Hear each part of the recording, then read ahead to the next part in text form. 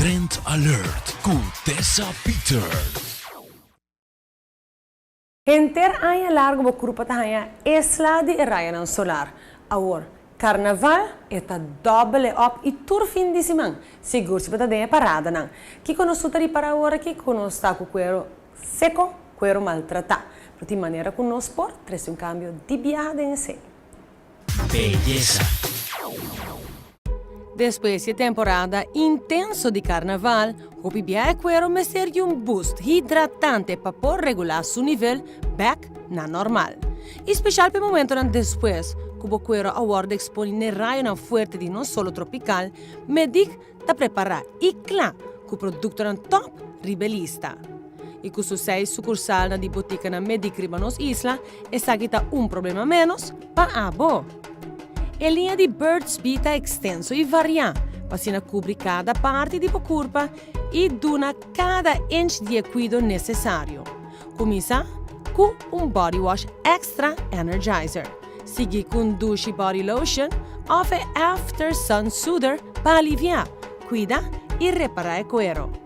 Também a linha de marca Coco Care está irresistível para aftercare de pele.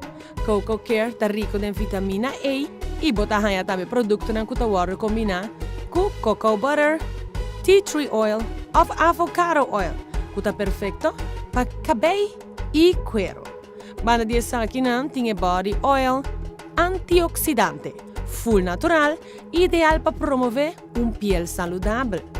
Esta começar está mais cuidadoso e que tem tipo de pele mais sensitivo por escolher fora de linha de Eucerin ou Avena, que está especial desenhado para grupo de pessoas aqui. Hipoalergénico e que passa teste dermatológico, además está livre de aroma, mientras tanto si cultura ingrediente necessário para boa reparação de cuero. E aunque me dic tintura liana aqui para cuidar do cuero depois de maltrato de solo, sempre está melhor para prevenir. Pensar que o produto de Neutrogena está must. Para gente grande, deportista, muito chiquito e até baby não. Com sunblock de SPF 70+, com proteção completo.